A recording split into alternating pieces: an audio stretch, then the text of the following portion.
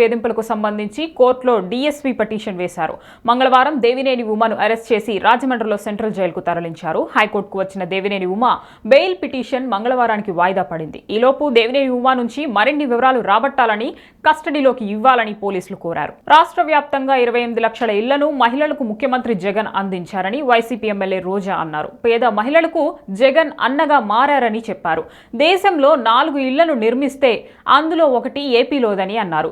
50% పైగా నామినేటెడ్ పదవులను మహిళలకు కేటాయించిన ఘనత జగన్దని చెప్పారు. దిశ యాప్ను అందుబాటులోకి తీసుకొచ్చి మహిళలకు అండగా నిలిచారని కొనియాడారు. ఈ రోజు తిరుమల శ్రీవారిని పలువురు ప్రముఖులు దర్శించుకున్నారు. ఉదయం వీఐపీ బ్రేక్ దర్శనం సమయంలో రోజా, భూమన్ కరుణాకర్ రెడ్డిలు వెంకటేశ్వర స్వామిని దర్శించుకున్నారు.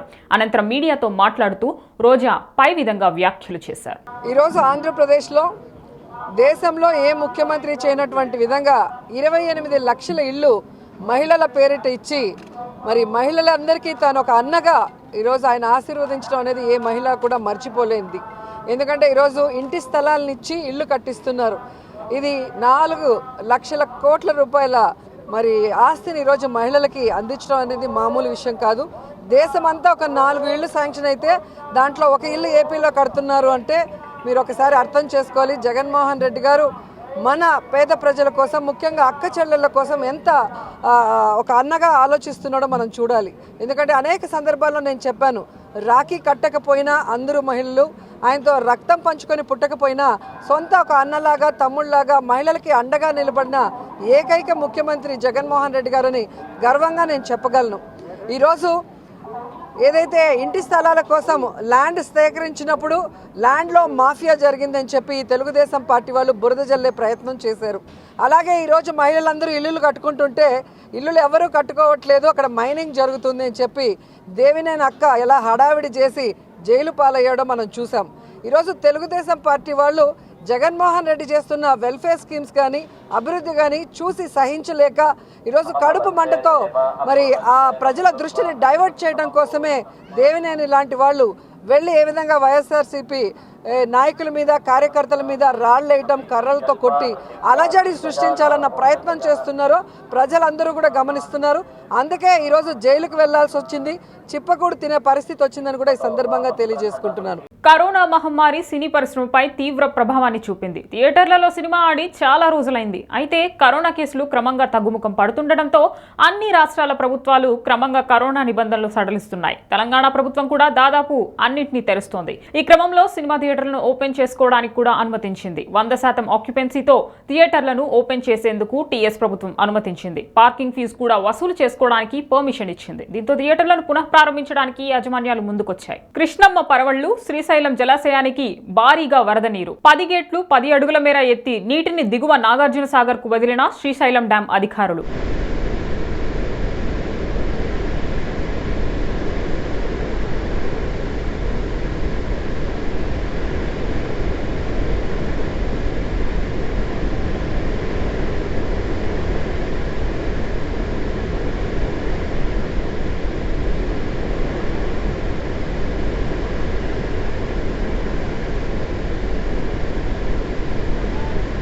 ఎమ్మెల్యే శిల్పా చక్రపాణి రెడ్డి గారికి శాలువా కప్పి స్వాగతం పలికిన శ్రీశైలం రజక సంఘం. శ్రీశైలం రజక సంఘం వారు శ్రీశైలం నియోజకవర్గం MLA Shilpa Chakrapani Reddy Srisailam project dam గేట్లు ఎత్తడానికి వచ్చిన సందర్భంగా కృష్ణమ్మకు చీర, సారె, పసుపు, కుంకుమలు ఇచ్చి డ్యాం గేట్లు ఓపెన్ చేయడం జరిగింది. ఈ సందర్భంగా శ్రీశైలం రజక సంఘం ప్రెసిడెంట్ జిల్లెల మహేంద్ర, రజక సంఘం క్యాషియర్ వెల్లటూరి వెంకటశివుడు, ఎం సుబ్బారావు, ఎం రామాంజనేయులు, బూసి రాజులరాము, చింతకుంట్ల మహేంద్ర, శివపవన్ శ్రీశైలం నియోజకవర్గం ఎమ్మెల్యే శిల్పా చక్రపాణి రెడ్డి గారికి శాలువా కప్పి స్వాగతం పలికారు. నాడు ఎన్టీఆర్ కు లభించిన ఆదరణే నేడు బండి సంజయ్ కి లభిస్తోందని బీజేపీ నేత స్వామి గౌడ్ పేర్కొన్నారు. నేడు ఆయన మీడియాతో మాట్లాడుతూ ప్రభుత్వం చేస్తున్న పనులను ప్రజలు గుర్తించాలన్నారు. ఆత్మగౌరవం కంటే మించినది జీవితంలో మరొకటి లేదన్నారు.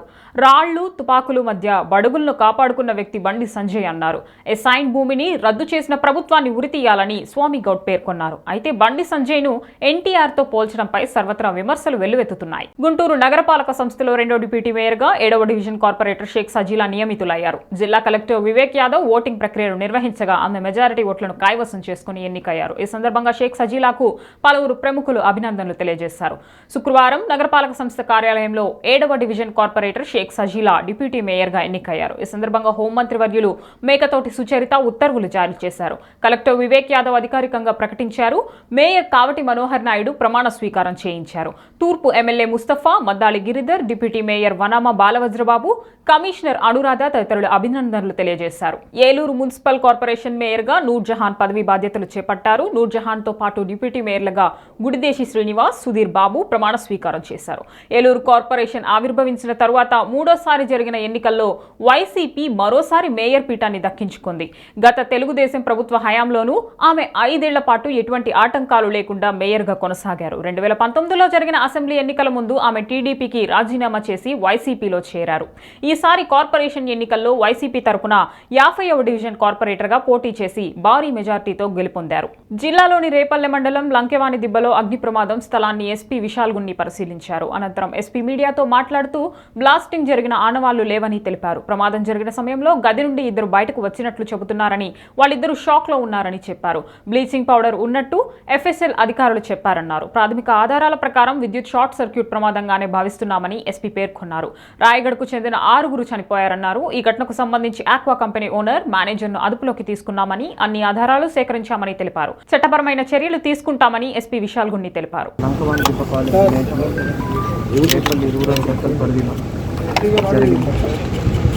ఈ యొక్క ప్రైమా ఫేస్ మన దగ్గర ఉన్నటువంటి రిపోర్ట్స్ ప్రకారంగా seems to be case of accidental fire. దీంట్లో 6 ఒరిస్సాకి చెందినటువంటి వలస కూలీలు, లేబరర్స్ చనిపోవడం జరిగింది. Very unfortunate. స్వయంగా ఈరోజు వచ్చి కొంతమంది లేబరర్స్తో మాట్లాడి చాలా బాధాకరంగా వారితో మాట్లాడారు. We have immediately cordoned off the area. Scientific evidence ప్రకారంగా మన క్లూస్ టీమ్ ఏముంది, మన ఫోరెన్సిక్ టీమ్ డీటెయిల్డ్గా మార్నింగ్ నుంచి ఈ ఏరియాను కార్డన్ ఆఫ్ చేసి దాని మీద డీటెయిల్డ్గా ఇన్వెస్టిగేషన్ జరుపుతున్నారు. అందుకే ఈరోజు మీడియా కానీ even unwanted people crime scene ప్రాపర్గా ప్రిజర్వ్ చేస్తూ cordon off also thank you media people for cooperating. ప్రముఖ కవి, జ్ఞానపీఠ్ పురస్కార గ్రహీత సింగిరెడ్డి నారాయణ రెడ్డి సినారే 90వ జయంతి సందర్భంగా ఆ సాహితీమూర్తి స్మృతికి నివాళులర్పిస్తున్నానని భారత ఉపరాష్ట్రపతి వెంకయ్య నాయుడు ట్విట్టర్లో పేర్కొన్నారు.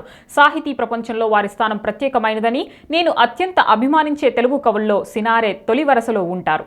రాజసం, టీవీ, గాంభీర్యం, లాలిత్యం, మాధుర్యం, శృంగారాల మేళవింపుగా సాగిన వారి రచనలు పాత తరానికి, కొత్త తరానికి వారధి వేశాయని చెప్పారు. ఆధునిక తెలుగు సాహిత్యాన్ని సుసంపన్నం చేసి సినిమా సాహిత్యానికి సైతం గౌరవాన్ని సంపాదించి పెట్టిన సినారే గారిని తెలుగు జాతి తరతరాలు గుర్తుపెట్టుకుంటుందని వెంకయ్య ట్విట్టర్లో పేర్కొన్నారు. సాఫ్ట్వేర్ అన్న తర్వాత లోపాలు ఉండడం సహజం. టెక్ కంపెనీలు ఎప్పటికప్పుడు ఆ లోపాలను సరిదిద్దుతూ కొత్త వెర్షన్లు తీసుకువస్తుంటాయి. ఈ లోపాలను టెక్ పరిభాషలో బగ్స్ అని పేర్కొంటారు. ఈ బగ్స్ ను గుర్తించే వారికి భారీ మొత్తంలో నజరానాలు ఉంటాయి. సెర్చ్ ఇంజిన్ దిగ్గజం గూగుల్ ఇలా బగ్స్ ను గుర్తించే వారి కోసం వల్నరబిలిటీ రివార్డ్స్ ప్రోగ్రామ్ పేరిట గత 10 ఏళ్లుగా ఓ కార్యక్రమాన్ని కొనసాగిస్తుంది. ఈ క్రమంలో వీఆర్సీ కోసం గూగుల్ కొత్త వెబ్సైట్ ఏర్పాటు చేసింది. గూగుల్ కు సంబంధించిన సాఫ్ట్వేర్లలో బగ్లను గుర్తించిన వారు ఈ వెబ్సైట్ లో ఆ వివరాలను పొందుపరచవచ్చు. బగ్స్ ను గుర్తించే పోటీలను కూడా ఈ వెబ్సైట్ ద్వారా ప్రకటిస్తారు. ఈ మేరకు గూగుల్ వర్గాలు తమ బ్లాగ్ లో పోస్టులలో వివరించాయి. గూగుల్, ఆండ్రాయిడ్, ఫిర్యాదులు, క్రోమ్, గూగుల్ ప్లే వంటి విభాగాలకు సంబంధించిన లోపాలను నివేదించడానికి ఇకపై బగ్ హంటర్స్ ఏకైక వేదికగా నిలుస్తుందని Google VRP technical program manager John Keller వెల్లడించారు. బాలీవుడ్ నటి శిల్పా శెట్టి భర్త రాజ్ కుంద్రా నీలి చిత్రాల కేసులో విచారణ ఎదుర్కొంటున్న విషయం తెలిసిందే. ఈ వ్యవహారంలో శిల్పా శెట్టి పాత్ర కూడా ఉందంటూ మీడియాలో అనేక రకాల కథనాలు వస్తుండటంతో ఆమె ఆగ్రహం వ్యక్తం చేస్తోంది. తన భర్తపై కేసు నమోదైతే తన ఫోటోలు, వీడియోలను కూడా మీడియా వాడుతుండటం పట్ల అభ్యంతరాలు తెలిపింది. అంతేకాదు ఆయా మీడియా సంస్థలపై ఆమె బాంబే హైకోర్టులో పరువు నష్టం దావా వేసింది. తన పరువు ప్రతిష్టకు భంగం కలిగించేలా కథనాలను రాశాయని ఆరోపించింది. పలు జాతీయ మీడియా సంస్థలు పలువురు జర్నలిస్టులపై ఆమె వేసిన పరువు నష్టం దావా ఈ రోజు విచారణకు రానున్నట్లు తెలుస్తోంది. కాగా కొన్ని రోజుల క్రితం అరెస్ట్ అయిన శిల్పా శెట్టి భర్త ప్రస్తుతం జ్యుడిషియల్ కస్టడీలో ఉన్నారు. ఈ సమయంలో శిల్పా శెట్టిపై జాతీయ మీడియాలో అనేక రకాల కథనాలు ప్రచురితమవుతున్నాయి. కరోనా నేపథ్యంలో 12వ తరగతి విద్యార్థుల మార్కుల ఎవాల్యుయేషన్ ప్రక్రియను 13 మందితో కూడిన ప్యానెల్ రూపొందించింది. దీని ప్రకారం విద్యార్థులకు మార్కులకు ఇలా కేటాయిస్తారు. 10వ తరగతి మార్కులకు సంబంధించి 30% వెయిటేజ్, 11వ తరగతికి సంబంధించి 30% వెయిటేజ్, 12వ తరగతికి సంబంధించి 40% వెయిటేజ్ ఉంటుంది. 12వ తరగతి మార్కులకు సంబంధించి యూనిట్ టెస్టులు, మిడ్ టర్మ్, ప్రీ బోర్డ్ ఎగ్జామ్లలో సాధించిన మార్కులను పరిగణలోకి తీసుకుంటారు. అంతరిక్ష పరిశోధన కేంద్రం కుదుపునకు గురైంది. రష్యా గత వారం కజాఖ్స్తాన్లో బైకనూర్ నుంచి పంపిన కొత్త మాడ్యూల్ ఎందుకు కారణంగా అంతరిక్ష కేంద్రానికి ఆ మాడ్యూల్ అనుసంధానమైన కొన్ని గంటల్లోనే థ్రస్టర్లలో మంటలు రావడంతో ఈ ఘటన చోటు చేసుకుంది. అంతరిక్ష కేంద్రం దిశ అదుపు తప్పడంతో భూమిపై నుంచి దాని కదలికల్ని పర్యవేక్షించే గ్రౌండ్ కంట్రోల్ వ్యవస్థలోని బృందం కొన్ని నిమిషాల్లోనే తిరిగి పరిస్థితిని అదుపులోకి తీసుకురావడంతో అందరూ ఊపిరి పీల్చుకున్నారు. అంతరిక్ష పరిశోధన కేంద్రంలోని వ్యోమగాములకు ఎలాంటి ప్రమాదం జరగలేదని అమెరికా అంతరిక్ష కేంద్రం నాసా ప్రకటించింది.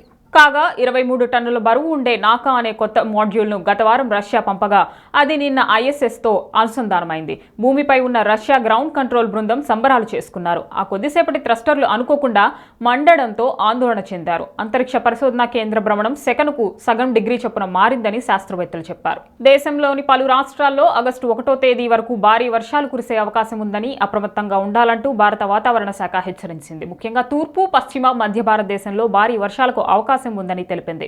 రాజస్థాన్, ఛత్తీస్గఢ్, జార్ఖండ్ రాష్ట్రాల్లో నేడు భారీ వర్షాలు కురుస్తాయంటూ ఆయా రాష్ట్రాల్లో రెడ్ అలర్ట్ జారీ చేసింది. అలాగే జమ్మూ కాశ్మీర్లో నేడు అతి భారీ వర్షాలు కురుస్తాయని పేర్కొంది. జమ్మూ కాశ్మీర్లోని కిష్ట్వార్ జిల్లా హోంజార్లో భారీ వర్షాల కారణంగా 7 ప్రాణాలు కోల్పోయారు. మధ్యప్రదేశ్లోని 15 జిల్లాల్లో నేడు ఉరుములు, మెరుపులతో కూడిన భారీ వర్షాలు కురుస్తాయని, ఢిల్లీ, ఉత్తరప్రదేశ్, హిమాచల్ ప్రదేశ్లోని పలు ప్రాంతాల్లో ఓ మోస్తరు నుంచి భారీ వర్షాలు కురిసే అవకాశం ఉందని భారత వాతావరణ శాఖ విడుదల చేసిన తాజా బులెటిన్లో పేర్కొంది. రాజస్థాన్లోని నాగౌర్, సీకర్, అజ్మేర్ జిల్లాల్లో నేడు భారీ నుంచి అతి భారీ వర్షాలు కురిసే అవకాశం ఉందన్న వాతావరణ శాఖ ఆయా జిల్లాల్లో రెడ్ అలర్ట్ ప్రకటించింది.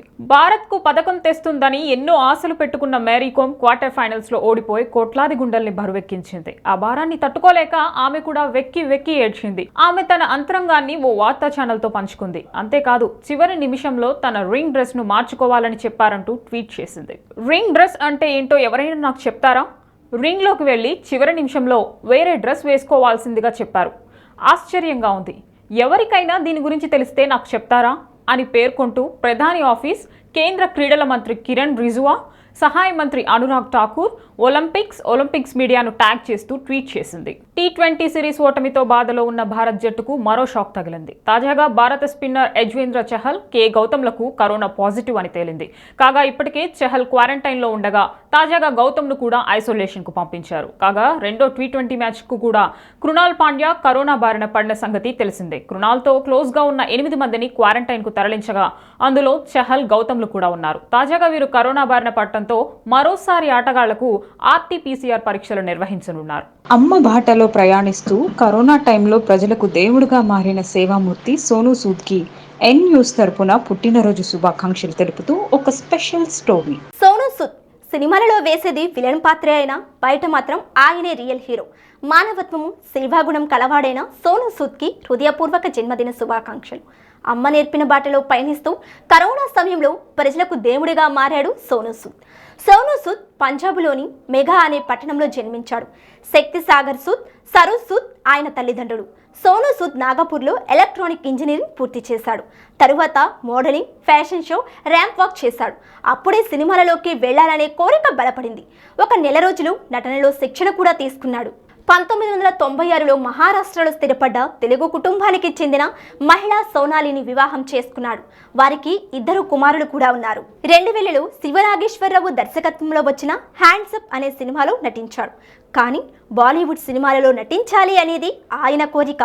2000లో వచ్చిన షాహిద్-ఏ ఆజం అనే హిందీ సినిమాలో భగత్ సింగ్ పాత్ర పోషించాడు. మణిరత్నం దర్శకత్వంలో వచ్చిన యువలో అభిషేక్ బచ్చన్ తమ్ముడిగా నటించాడు. తరువాత నాగార్జున సరసన